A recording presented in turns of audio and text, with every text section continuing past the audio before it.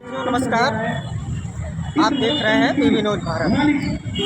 शिक्षा बचाओ स्कूल बचाओ के तहत जो है आज सुल्तानपुर जिले में भारी तादाद में मोस्ट कल्याण ने डीएम को ज्ञापन सौंपा। अपनी मांगों को लेकर डीएम को ज्ञापन सौंपा।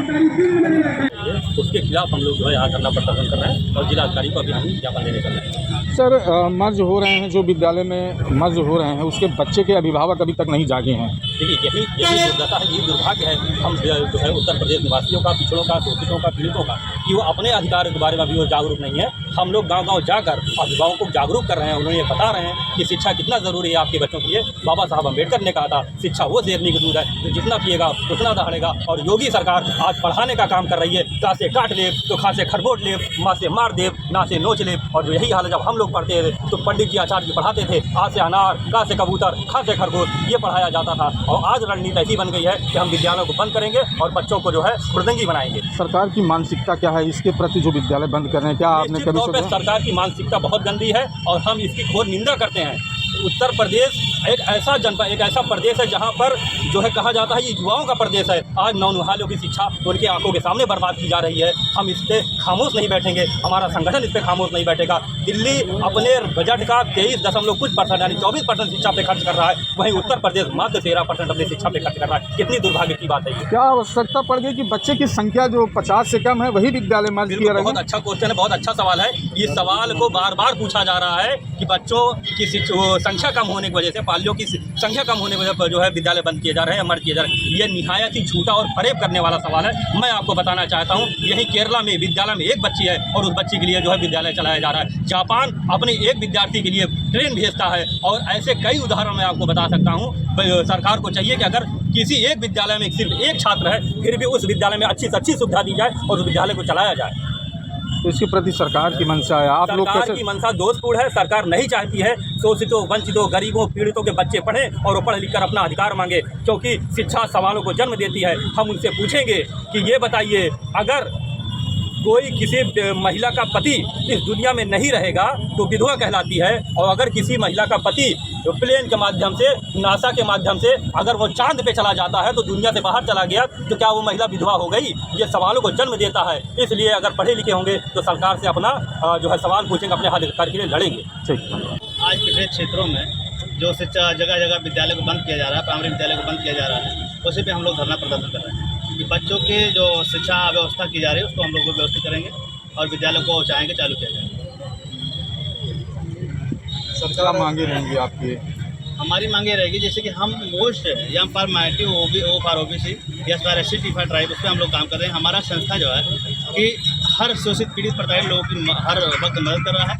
अच्छा, उसके साथ साथ में हम लोग असहाय पीड़ित व्यक्तियों को निःशुल्क ब्लड उपलब्ध करा रहे हैं। और वहीं पे यहाँ शिक्षा का अभाव देखते हुए हम लोग गाँव क्षेत्र जो है निःशुल्क पाठशालाएँ, लगभग 50 निःशुल्क पाठशालाएँ चलाने का कार्य कर रहे हैं। और वहीं पे देखा जाए तो आज भाजपा सरकार, आज योगी सरकार जो है इस गांव को जो है प्राइमरी विद्यालय को बंद कर रही है। उस पर हम लोग जो है कि उस पर उसी उपलक्ष्य में धरना प्रदर्शन कर रहे हैं कि हम लोग नहीं चाह रहे हैं कि विद्यालय को बंद किया। तकलीफ कहाँ हो रही है कि जो बच्चे पढ़ नहीं पा रहे हैं? सारे बच्चे तो चाहते हैं हमारे बच्चे स्कूल में पढ़े, अच्छे स्कूल में पढ़े, इसलिए सरकार उस विद्यालय में जो अभिभावक है उस विद्यालय में नहीं भेज रहे हैं बच्चे को। नहीं, 50 से कम जो संख्या है उसको बंद नहीं कर रही, मर्ज कर रही है। सर नहीं, ऐसा नहीं है। वो एक झांसा है, सरकार की झांसा है, वो झांसा दे रही है कि मतलब इस तरीके से करेंगे। अगर ऐसा कुछ है मर्ज करने का, अगर इसको बहाना है तो पहले उस जहाँ पे अगर ऐसा कुछ है तो अगर विद्यालय को अगर वो कर रही है तो विद्यालय को पहले वहाँ बनाया जाए, उस टाइप का विद्यालय को एकत्रित करके बनाया जाए, फिर विद्यालय को अगर किया जाए तो ठीक है। लेकिन विद्यालय को पहले हम चाहते हैं कि विद्यालय बच्चों का जो है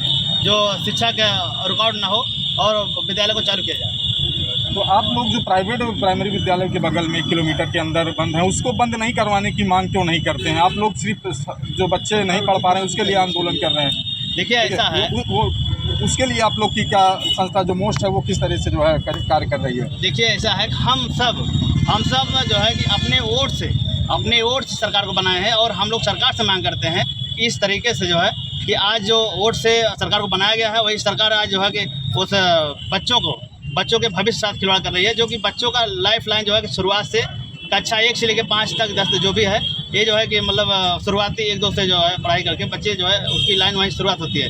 उसके बाद जो है उसी को स्टॉप कर रही है। ये ज़्यादा घोर निंदा कर रहे हैं। मोस्ट किसके लिए लड़ाई लड़ता है?